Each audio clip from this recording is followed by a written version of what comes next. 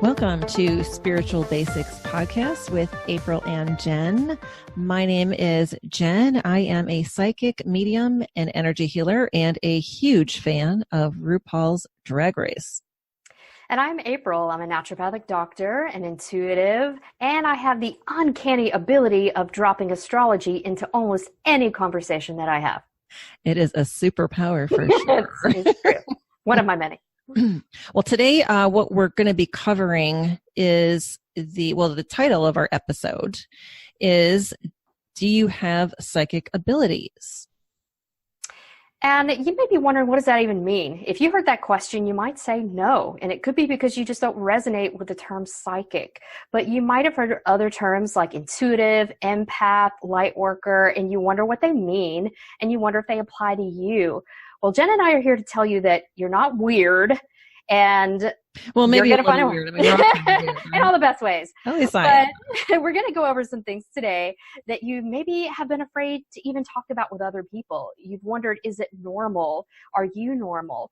And we're all on different parts of our journey, and maybe you're coming into these abilities or things that you can do for the very first time. You might be scared or just unsure of what to do, and maybe you're reawakening things that you've had when you were little, but you shut them down for some reason.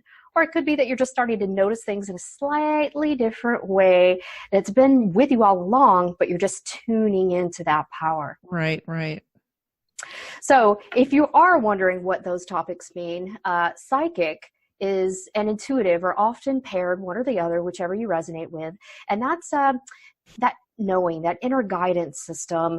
It's a little bit different for everyone. And empath and light worker, empaths often are sensitive to the emotions of people or animals or even the planet. And a light worker, they often work with energies or angels just for the good of mankind. And it's okay, don't get hung up on the labels, because we're all a little bit of this one, and you don't have to be one thing or the other, because there's a lot of crossover. But Jen's going to go into a few more things here in a sec. Right. Actually, I really like how you said don't get caught up in the labels, because for me personally, I don't really like labels. I don't think we need to have a name for everything that's out there. You are where you are, but hopefully this episode and future episodes will help you to realize things, learn some things, and kind of help you out with your spiritual journey. So anyway, so I'm going to start out with one that people seem to think they know the most about it, I guess. It's called clairvoyance, and that means clear seeing. So it's when you're seeing things, either like really seeing things with your eyes or with your mind's eye. And that could be things like seeing glimpses of things, but when you turn to look, it's not there, like a person or maybe a little spark of energy, a light, a little sparkle or something like that. Also, if you can see colors around people, like auras, or have visions of things, maybe see shadows, that kind of stuff, that all kind of falls under that same category. Like you're kind of seeing it, but kind of not. And then also another thing that people might not realize, clairvoyance, is dreams. When you're having a dream, you might be having a visit from a loved one within your dream. There are different kinds of symbols within your dreams that, have significance to you, or maybe you're not sure what they mean. Also, have you ever awoken from a dream that was like really realistic? Like you wake up and you were like, oh my gosh, I thought that was real. Sure. That is really a big thing. And then also sometimes when people dream, they actually have the ability to control what's happening in their dreams. And that's actually something that's called lucid dreaming. And that's also a form of clairvoyance where you can actually control, like build a city, go as far as that, or say, I want to walk through a forest now. And suddenly you're walking through a forest. So that's a pretty interesting thing. True. And I think a couple more things on that. Clairvoyance, because it's clear seeing, a lot of people think they don't have it if they can't see it with their outer eye. Correct. Right? But a lot of clairvoyance is that inner eye, and that tends to be dismissed as your imagination. You made it all up. Yes, But that's no. true. Yeah. Yes, very much so. And like daydream is another thing on that list where like when I was younger, people will like, I remember I had a boss that gave me a review once. She said, "Oh, she's kind of a dreamer." And I didn't even realize it at the time, but that was probably my clairvoyance coming. Right. Like I didn't even think of it as a compliment, but now I'm like, Right. "Oh, gee, thanks, Beth. That was actually kind of cool." Yeah. You might also see repeating number sequences. Yes. Clairvoyant people get that quite a bit, or animals, repeating spirit animals sending messages to you. That's something that you may see with clairvoyance. Basically anything that you get your messages through sight, inner sight, outer sight, you're getting those messages. Exactly. Well, the next clair is clairsentience, which means clear feelings. And this is actually considered the most popular clair, and it's one of the chief clairs of an empath. And that could be you take on the feelings of other people, like emotions, sadness, anger, grief. And in some extreme cases, you might even actually pick up the physical pain of someone else in the room with you. Especially if you're in the healthcare field, if you've got a client or a patient with a hurt elbow and then suddenly your elbow starts to feel a little bit sore, that's a clear sign that you've picked up on stuff that doesn't belong to you. And we've all had these experiences where you walk into a room or you meet somebody and you're like, the vibe of that person or place is just a little bit off. You can't explain it, and you may even, again, chalk it up to your imagination, but that is true. You're tuning into something that you can't explain, something that's not tangible or you can't see. This is just about feeling.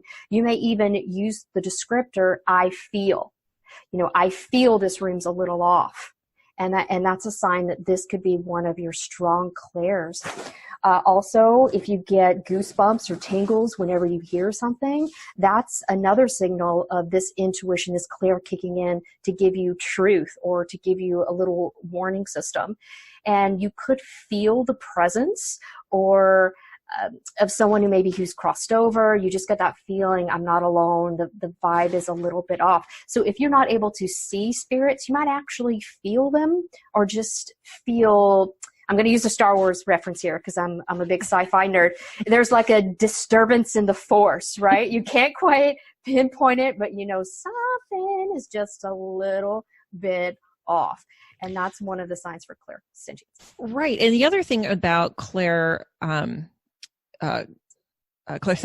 which is similar to clairvoyance in like where clairvoyance people, like you had mentioned, they think it's like their eyes have to physically see something, which is not true. Clairsentience is kind of the same thing. Like your fingers don't have to physically feel something. Right.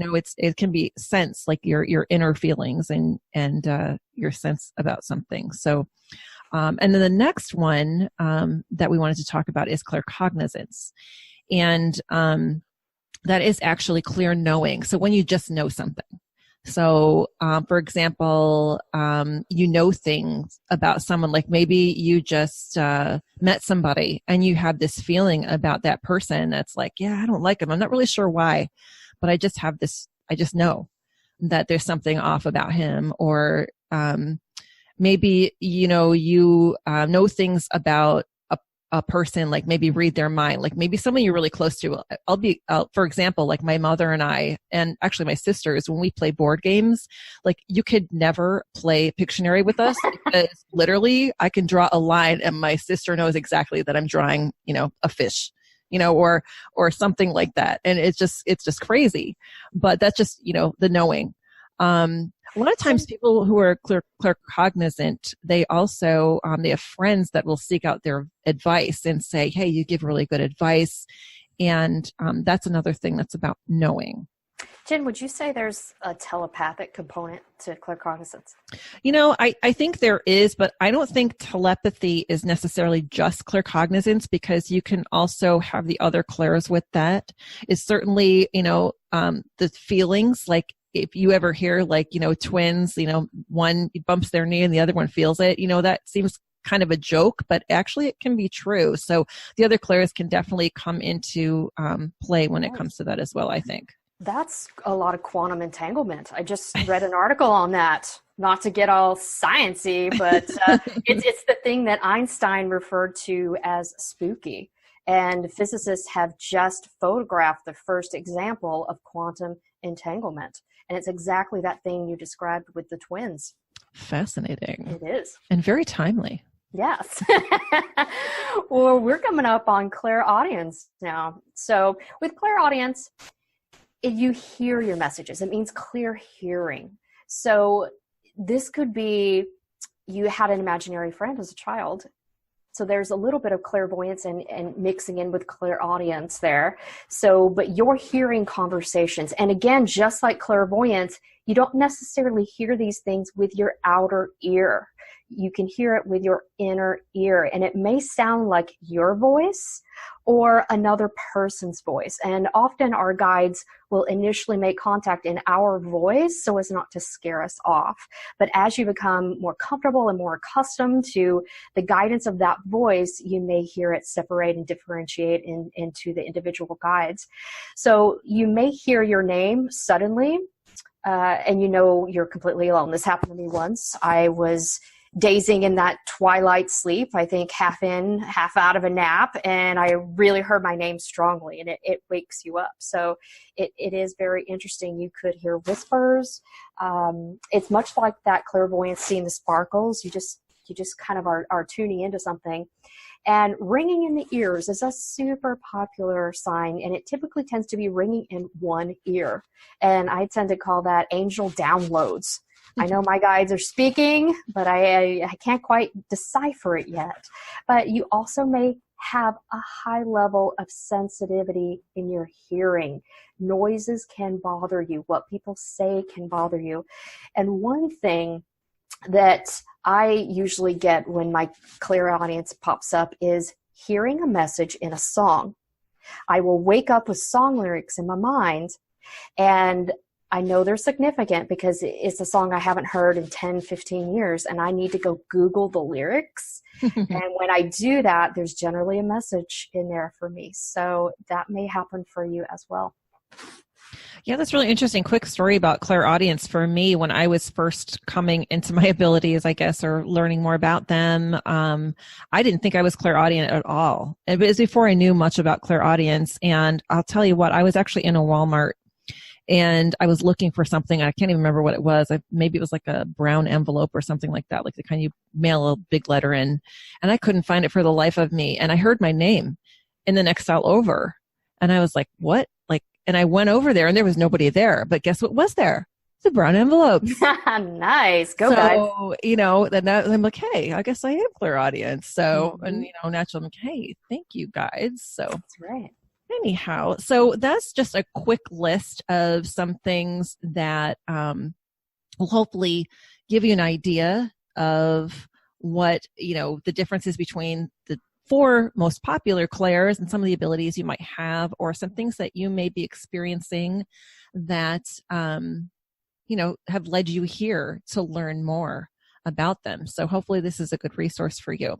So we wanted to take a few minutes to tell you each a little bit about our stories, because if you're here learning about the basics, you're probably kind of early on in your journey, and April and I were there once too.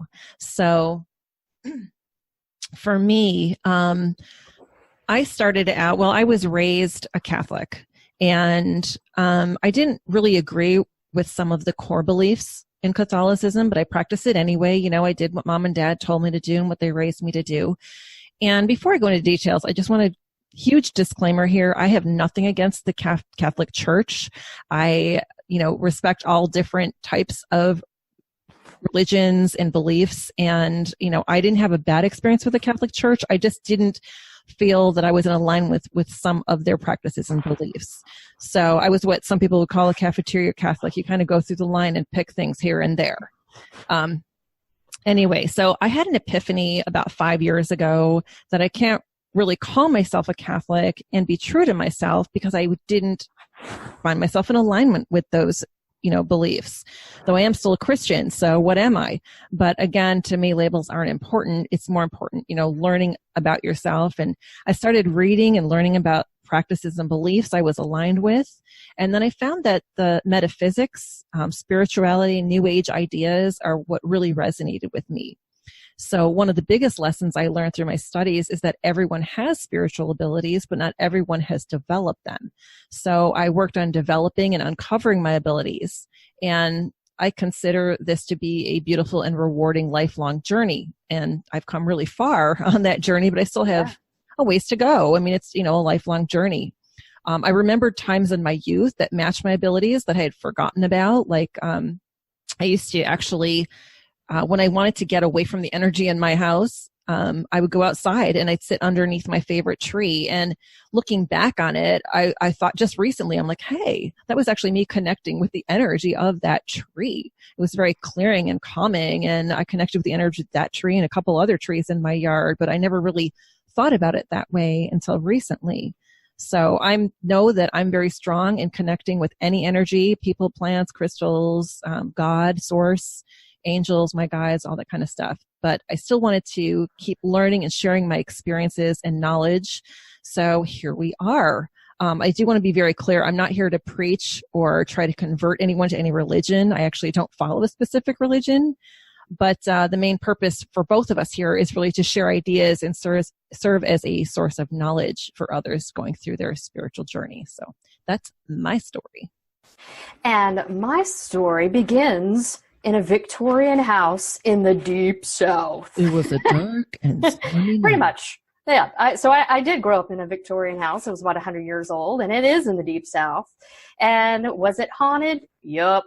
I had lots of experiences when I was a kid. My bike is never where I left it, mysterious knocking and footsteps and so forth. And I think that kind of engendered me or predisposed me to be interested in the supernatural and paranormal. And I remember my mom taking us to the bookstore and saying, you kids can get any book you want. And I come back with a book with ghosts. I think I was 7. So I had just always been interested in it. And I had some prophetic dreams when I was 15. So clairvoyance is really strong for me. Started reading tarot at 16. And then because I'm in the Deep South, that's where a lot of that shaming comes in from different religions. So because of that religious shaming from other people around me, not necessarily my family, but other people around me, caused me to shut that down. Because, you're a 16-year-old kid. You don't have a firm grasp of self-esteem and assertiveness. And quite the opposite usually. Well, for me, I didn't, right? And plus, I was in a redneck school, and nobody else did that. So my nickname was like Wednesday Addams, if that gives you kind of any kind of clue there. I could see you kind of got that vibe going. I know. I think I've graduated to Morticia by now, but yes. So I sort of had this lull. I still read books. Sylvia Brown, psychic Sylvia Brown. I read a lot of her books. I was constantly reading books on near-death experiences and psychic books. So I learned about the intuitive gifts early. But it wasn't until I actually went to medical school that I finally was with a tribe of people that were like me, where I could come out of my shell and felt safe enough to let these gifts manifest. And we started exploring things like Reiki. We kind of had like a little after school club where my little tribe of friends, we would just try some different new thing. It was Reiki and crystal therapy and acupuncture and all these different things to just try to tap into our individual intuitive gifts. So that is where things really began to open up for me, and I could begin to walk that path and step in and be proud of my abilities instead of it needing to be something shameful or that I needed to hide from. So it's become really important for me, and it is one of my favorite things to do on this planet is to empower people and to help them to realize how amazingly awesome they are and gifted they are, and to bring them up to have that bravery and that awesomeness to step into their own individual gifts and really help other people with that. So that's what I love to do. Fantastic. Great story. Thanks. There's more. I mean, so much more. But I know, me too. I mean, we know this about each other. We are going to get to it in future episodes because I can't wait. You're going to host a mediumship episode for us in the future, and that is going to be a wild and crazy podcast episode because of the stories that both you and I share with everyone. Yeah. So stay tuned. Spiritual Basics Podcast, people. It's going to be the place you want to be. Yes. So next week, we have a really cool episode coming up, kind of an add-on to what we've been talking about this week, going a little bit more in depth. Right. We're going to go in depth with each of these clairs, what they mean. I mean, we just gave you a little appetizer, but we're going to get really in depth, not only about these clairs, but how you can use them in your everyday life and begin to develop them. So stay tuned for that. Right. Sure. And we're also going to provide some exercises that you can do to help develop them and sharpen those skills and kind of take it to the next level. So interesting stuff. So thank you so much, guys, for joining us on Spiritual Basics Podcast with April and Jen.